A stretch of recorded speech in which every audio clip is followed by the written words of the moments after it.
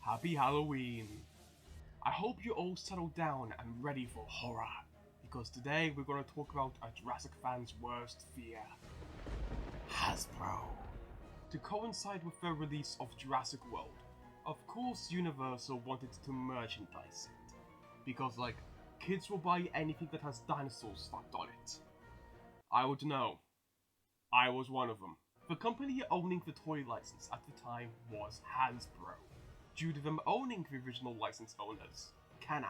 But after Kenner was completely merged with Hasbro, it was up to their new overlords to decide the fate of the Jurassic toy line. We saw this with the Jurassic Park 3 toy line, which wasn't great, but it was alright, especially considering the legendary toy lines they had to live up to. They were great bases for knockoffs that I owned, so Universal reasonably believed Hasbro would do a decent job at creating the Jurassic World toys. Probably not anything great, but probably not anything terrible either. Hopefully satisfying kids and adult collectors alike, and definitely not starting any kind of outrage. Said, oh, I'm sure they'll just permanent dino damage. A huge. So, in usual Hasbro style, they have messed up the proportions of this dinosaur a little bit. He has a huge head, tiny legs, and he doesn't look like... Well, that part didn't go to plan. The Jurassic World toy line was destroyed when it was released, with everybody criticizing the sculpts, the paint jobs, the action features, and even the packaging. So basically everything. So tonight, we're going to be encountering 4 of these monstrosities, with everything getting bigger, badder, and with less teeth as we go along. So join me, where tonight we'll hunt down the worst Jurassic toys ever made.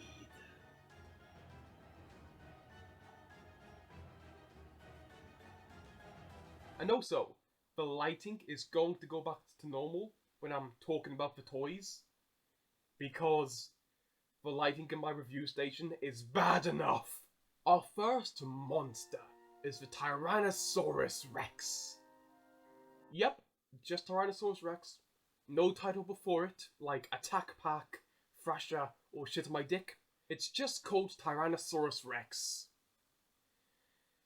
You can really tell how much love and care was put into this. To be honest, looking at this thing, I don't know where to begin. All of the proportions are wrong. The head is giant, the body is tiny, the arms look like chicken wings, and the legs are way too short and skinny.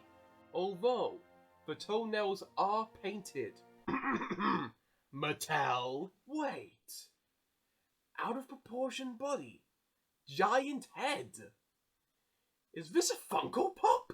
Even the plastic doesn't feel great. It might just be due to age since these are 7 years old.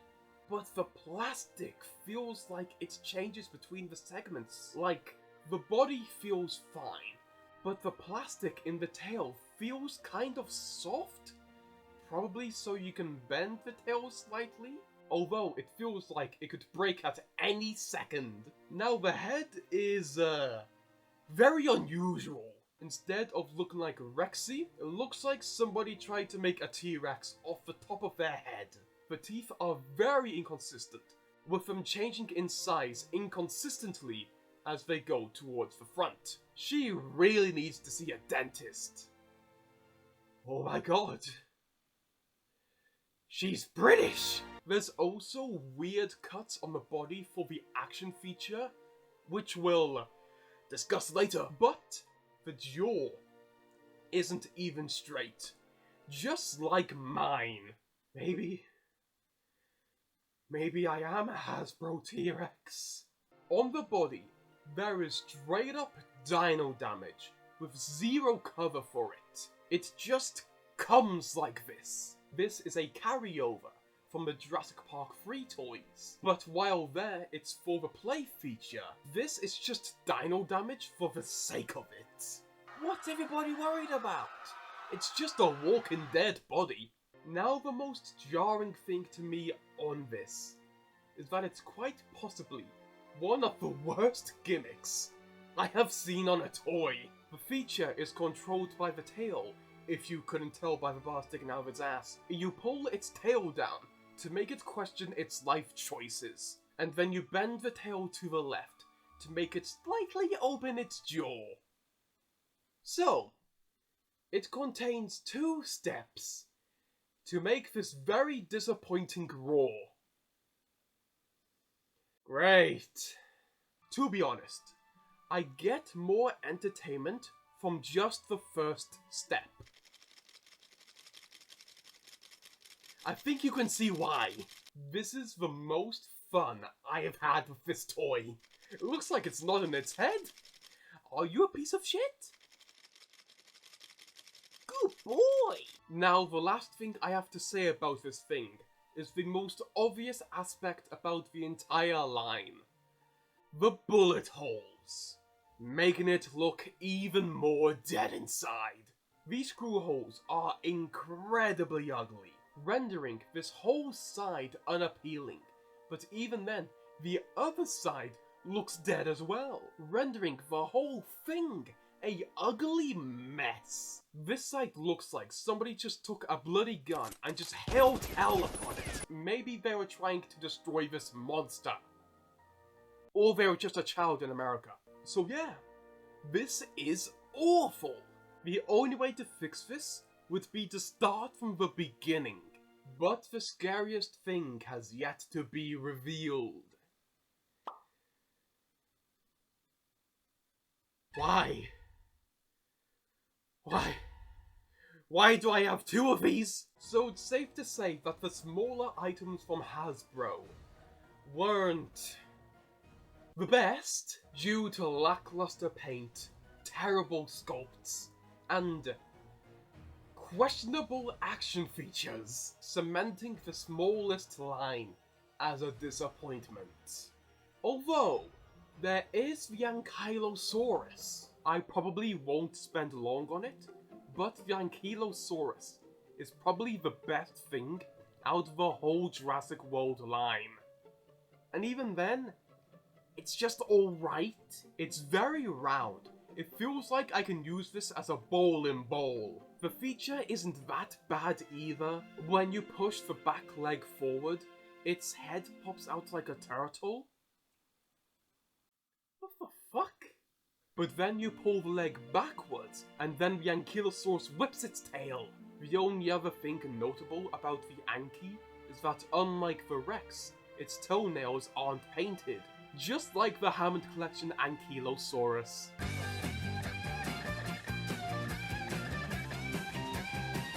So yeah, the Ankylosaurus, it's alright. I hope it gets better from here. Now we have Growler Blue. Yes! This one has an actual name, so you presume that they probably put more effort into this one to make it actually good. Good guess, but actually no.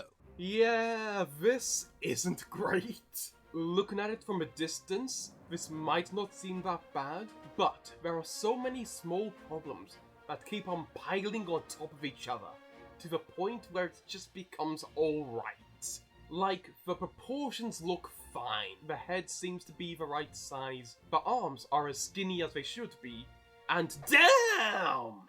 Damn, boy, he's thick, boy! Yeah. This has a complete dump truck of an ass. She's packing a whole bakery back there. No wonder why Owen wanted her to stay. Moving on from the buttocks, we can discuss this figure's 2 features. But plot twist, I actually like them. If you pull the tail down, the claws slash and she roars. When you span the tail, she just slashes constantly and only roars once you've finished. I I actually really like this feature. But once again, the blue has battle damage.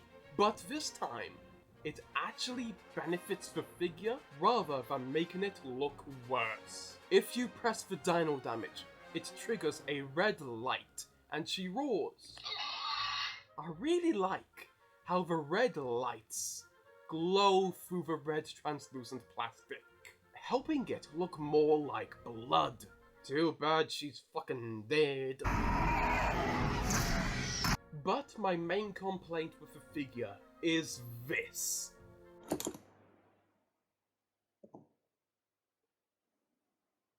She can't stand. Mainly because of the feet not being able to support her fat ass. Damn! While these feet are anatomically accurate, they're too small to support the dump truck. I am directly below. Screwed up. Just making it fall backwards. See? Anatomically accurate feet don't always work. Now I do have a few smaller critiques about the figure. The mouth doesn't close, so she's just stuck screaming in pain. The eyes look fine, but they're very clearly printed on instead of being painted. Then we have the 3 bullet holes. 1 on her neck and 2 on its ass. It looks like they tried to neuter her. Probably because of Owen. So, Growler Blue isn't great. Hell, I would struggle to call it good. But it does have a few redeeming things about it. To avoid it from becoming completely terrible. Look, I need to find positives when I find them. Because this line is fucking awful. Now we are on to the cream of the crop. The star example of Hasbro's incompetence with this line. The Stomp and Strike T.rex. Yes, another T.rex. Because unlike Mattel, Hasbro didn't have a scale. They just threw random dinosaurs out, leading us to having the only Spino in the line being smaller than the Velociraptors. Pain. Now, the actual T-rex is terrible. It just amplifies the issues I had with the smaller Rex. The head, once again, doesn't look like the Jurassic Park T-rex. It looks like the offensive stereotype of a T-rex. The teeth are still British, its jaw is still crooked, and it has a massive overbite. It's Freddie Mercury! Mama! Both its neck and its tail are made of rubber. It feels horrible. It's not like the nice rubber, like on the Moser or the tails on the Hammond collection. Instead, it feels like one of those crappy rubber balls that you would have as a kid. The glue on the rubber has dissolved over time, so you can very clearly see that the rubber is disconnected from the body. The tail feels very flaccid, and for some reason it gets harder the closer you get to the tip. Now that I think about it, it's starting to remind me of something. Dick! Now let's get on to the 2 action features. The one I'll cover first is the stomping feature in the feet. It's not like the thrash and throw, where you have a button. For this, you actually have to press the feet down to replicate the stomping of the T-rex. You can spam this feature like the others, but it's not as fun. On a side note, I really don't like the toes. I don't like how they just curve down like that. They remind me of the claws of the monstrous nightmare from How to Train Your Dragon. Ugh. Now, the main feature of the T-rex is still really bad. You pull down on the tail, making it roar into the sky. This doesn't look great, and most of the time, the gimmick just gives in and falls back down. bullshit! These things are just really horribly built. Just like me. The thing that really gets on my nerves is that the sound of the mechanisms working inside are louder than the actual sound effects. Listen.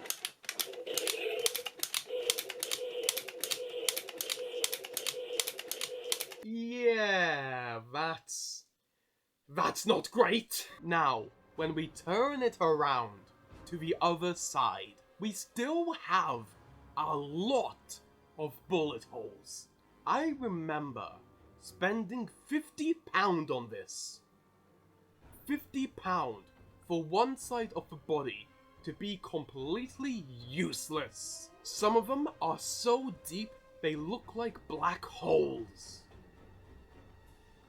I think I can see my reflection in them. So yeah, this isn't good. Even though I do have a few problems with the thrash and throw, it's fucking Picasso compared to this monstrous piece of trash.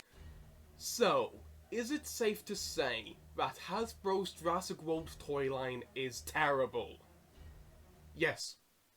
Yes, it is. I'm not even going to question it. It is. While some of these did have redeeming aspects about them, the overwhelming majority of these are just terrible. What a complete embarrassment. If these toys released today, Paleo Twitter would have a fucking heart attack. After the backlash of the Jurassic World toy line, Universal almost immediately ripped the license out of Hasbro's hand, leaving the remainder of Hasbro's unreleased toys out to dry due to poor distribution. And of course, for Fallen Kingdom, the line was given to Mattel, who in my opinion has done a pretty decent job with the line. But a part of me does wonder, what would have happened if Universal didn't take the license away from Hasbro? Would they have improved and rehired David Silver to work on the line, ushering in a new era of Jurassic toys, learning from their former mistakes and improving upon the line? Or would they change absolutely nothing and keep on shitting out this garbage? Although, in the grand scheme of things, the Hasbro line was a blessing. Due to Hasbro firing David Silver, we now have Beasts of the Mesozoic. And due to Mattel now having the license, we now have the Hammond Collection. We probably wouldn't have either of these fantastic lines if Hasbro didn't fuck up this badly. So, thank you, Hasbro. Although you were horrible to live with, you allowed your successors to outpace you in every single way imaginable. Even though I don't know why I'm thanking you, because you had as many emotions as the lines did human figures. That's right, they made an entire movie line without making any of the main characters.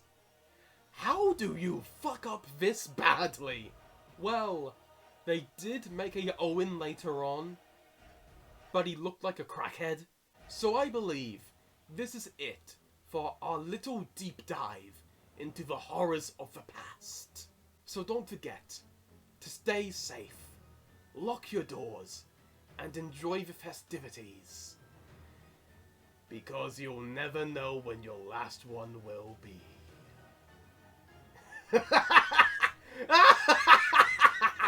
Happy Halloween!